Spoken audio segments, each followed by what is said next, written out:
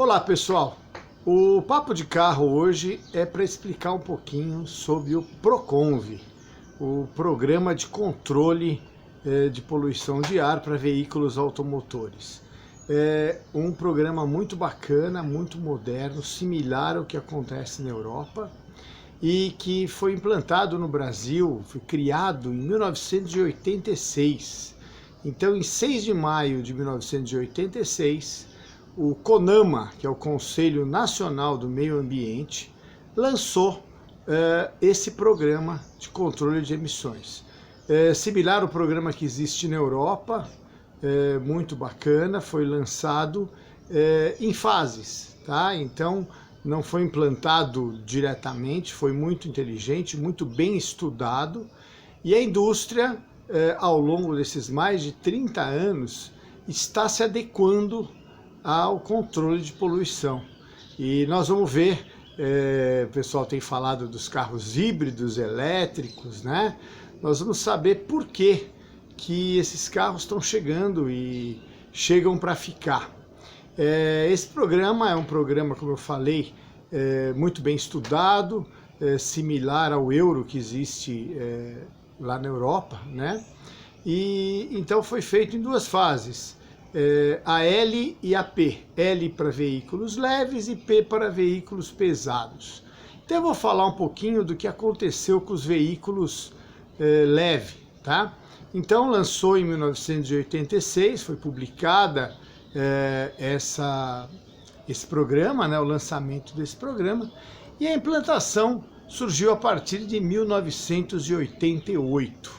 A primeira fase, que a gente chama de L1, que foi de 88 a 91, estabeleceu alguns critérios para controle de emissão de CO e de HC, de hidrocarbonetos. E a partir daí os veículos tiveram que começar a medir esses índices, né?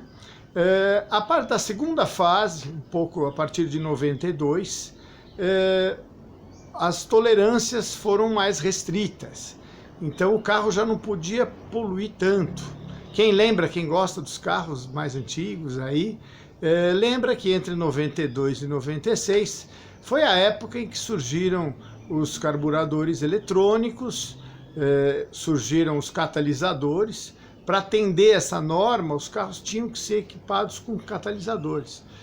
Até o Fusca, né? O Fusca Itamar, que surgiu nessa época, ele tinha catalisador e o pessoal usava carburador eletrônico ou a injeção.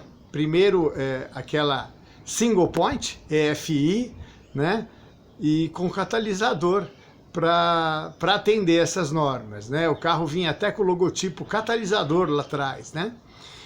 Então essa foi a segunda fase, que foi até 96. A partir de 97, restringiu-se mais ainda a poluição. Então entre 97 e 2004, a gente pode falar que foi a fase da sonda lambda. Além de ter injeção, além de ter o carburador eletrônico, injeção, catalisador, começou a ter um controle eletrônico das emissões. Então, com a sonda lambda instalada no escapamento, sonda lambda, o nome certo seria o sensor de oxigênio, né? Então, media o oxigênio no escapamento e já acertava a injeção e ignição para ter um controle de poluição mais restrito ainda. Aí, a partir de 2005, tá? Foi publicado mais uma resolução do CONAMA, em que restringiu-se mais ainda a emissão de hidrocarbonetos e já também de ozônio. Então, a partir dessa época, né, a partir de 2005, né, o motor, por exemplo, o motor Volkswagen a ar, não conseguia mais atender essas normas. Então, quem lembra aí da Kombi, que a partir de 2005 perdeu o motor a ar, uma das razões foi essa, né? Ele não atingia mais os níveis necessários de poluição. Então, entre 2005 e 2008, essa fase número 4 restringiu mais ainda a poluição. Um dado bacana é que em 2006, que foi exatamente 20 anos do lançamento, né, que foi em 86, do lançamento do programa do Proconv, a redução foi de 98% das emissões. Então, isso nas grandes cidades, vocês podem imaginar o impacto que dá isso nas grandes cidades, tendo uma redução de 98% nesses primeiros anos. Então, muito bacana esse programa. E a partir de 2008, né, até 2013, mais uma fase, que foi a fase número 5, restringiu mais ainda a poluição. Não só a poluição, eu tenho uns dados aqui, diminuiu em 31% os carbonetos, em 48% o ozônio e em 67% os aldeídos, né? Isso eu estou falando dos veículos leves. Nos veículos pesados, mais ainda, porque tem as partículas, né, que são expostas aí, as partículas pesadas da queima do diesel. E por que eu estou falando isso? Porque agora essa fase número 6 vai até 2021. A partir de 2022 vai restringir ainda mais. E a medição também vai mudar. Antes era o produzido em 2 horas, agora é 24 horas. Então, a partir de 2022, vai restringir ainda mais a poluição. A partir de 2025, entra a 8ª fase. E essa vai ser uma fase que vai marcar bastante, porque vai ser uma redução muito drástica do ozônio. Com isso, já estão falando do fim do carro flex, né? Provavelmente o carro flex não vai mais chegar à produção, a quantidade de ozônio emitido, né?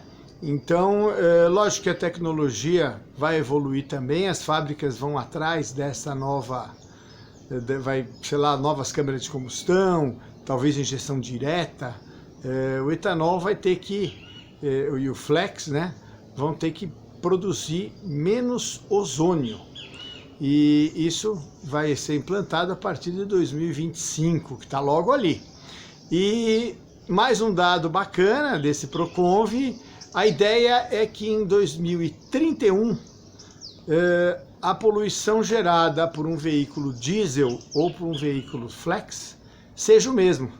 Então, assim, embora os mais puristas, né, falam, não, o carro com carburador, tal, nós não podemos esquecer do impacto do automóvel ao meio ambiente.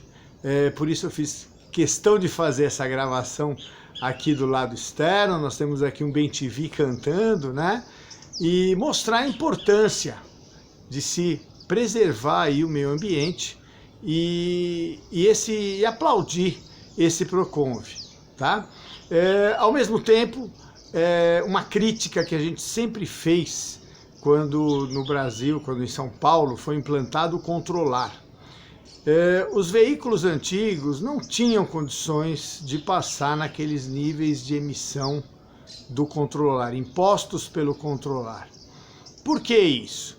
Agora nós já sabemos. Acabei de mostrar que antes de 1986 não tinha regulamentação nenhuma. E as indústrias, somente a partir de 1988, tiveram limites impostos pelo governo de poluição.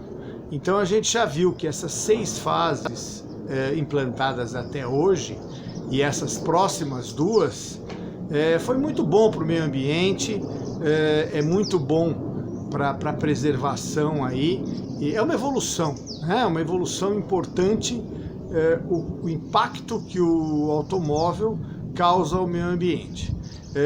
Então também fica uma dica aí para os nossos governantes, para as próximas leis.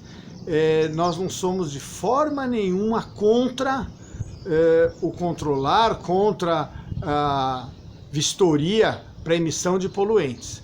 Mas nós temos os critérios estabelecidos pelo Proconv. Então, se o carro, por exemplo, em 1983, em que a fase, na época implantada, era a segunda ou a terceira fase do Proconv, né? Então, o carro tem que obedecer aquela fase, aquela emissão daquela fase. Então, não somos contra, desde que seja implantado de acordo com a fabricação do veículo, tá? Lembrando que agora os veículos antigos com 30 anos já entram na década de 90. Então é muito importante a gente observar isso, e a tendência vai ser um controle de poluição que de forma nenhuma nós somos contra, desde que estabelecido os critérios de quando o veículo foi fabricado.